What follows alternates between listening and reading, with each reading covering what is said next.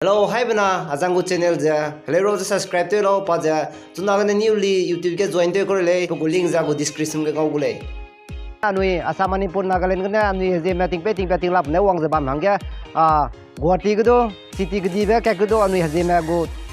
fellowship ka bela kai ja la dre se le anui je me ko zabam hangya po dela kai be ko dre. Ja ja hai mana misui je ke ja cooperation pe ja. Apo raki tung kia ja nang nui leader sang zabam me ala ula go Rakyat agak petang sebab mah, nang we most welcome lah le, sel jarang ayu le. So here we go. Right to bega suida ngapeting ibe pe bibjegna aziranga da azidan chebam da ne me ija chudi ningram pe da tunaga ai jeme Christian fellowship go atige ne secretary te jabam da aja ai anugu fellowship je Sunday mai sangne every Sunday ge tingnan chat kat kena chuje gi chat ka chum bega anugu fellowship bam dale ai go hatia kuinam di ge jeme Assam gune du jai Nagaland gune du jai Manipur gune du pani mimi tau de gune le si ge taibe jai ne job pe me jai ta te jabam ra me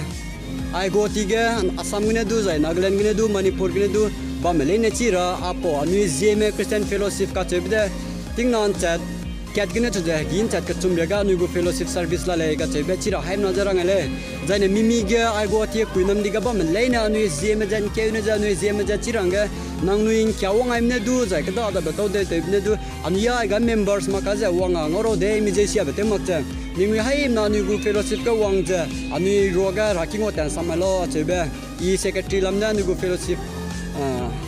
ta kilam ne representative ja sai de da ja nang nu wang ranga nu go fellowship lam ne most welcome no le chebe haim na ja ranga de le pa bam je ne anu go ai Christ Church da Nai Pan Bazar Nehru Park taige Cotton College ko opposite ka nugu rakila le chebe haim na je chiranga rangai dele asuida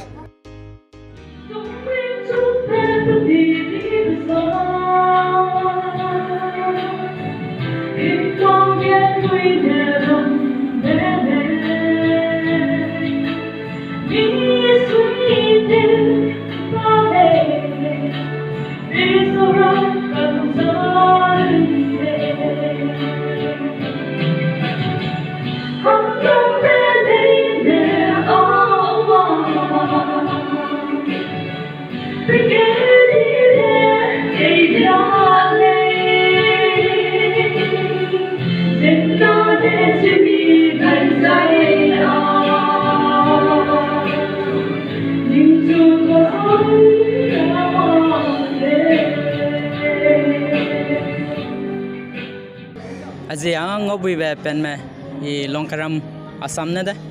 naka anui gorti ga pamje fellowship te jalamoi jena I anka fellowship present ge assistant leader hanga chukai bi jate chimale sudo assistant leader pung da ta lamoi na anui fellowship ta chu be chena plana malusu kudina ranga da anui fellowship ta chu be anui soma ta raimra me mi pom naimra me na mijat ke leader temram na punina reja ni fellowship gorti ga pungchu ailamoi sida pungchu bakum ja 2006 ani chuda ani ka kumkre pereja ni fellowship te tachlamoi ani rakibam ja Nehru Park Cotton College go opposite kalami Pan Bazar ga raki ji ja Christ Church ta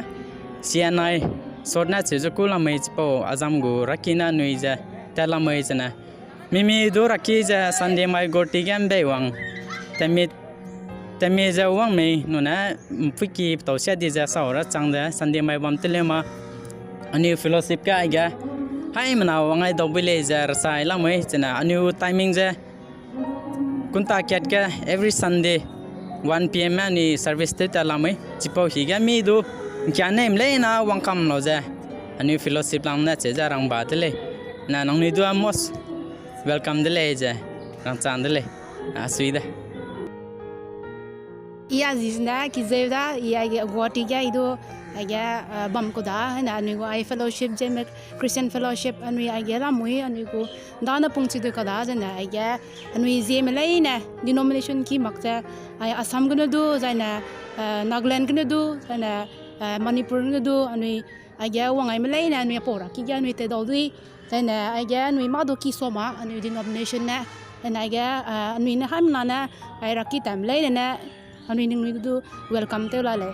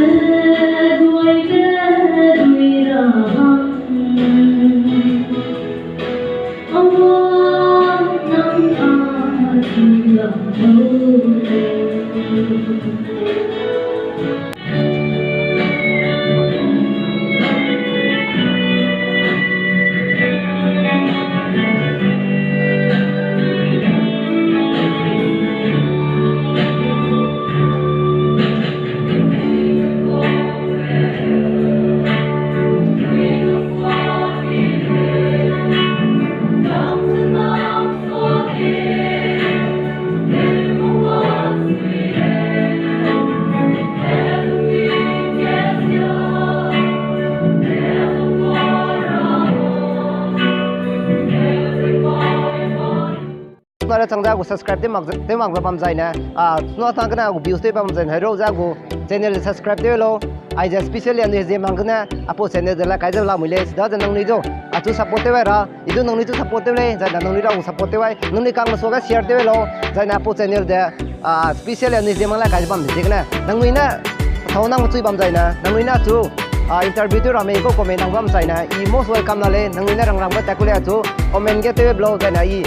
description ya aku link kai na aku social media aku link sama ang tu contact orang apa boleh sebab ngai jai mazrang ai boleh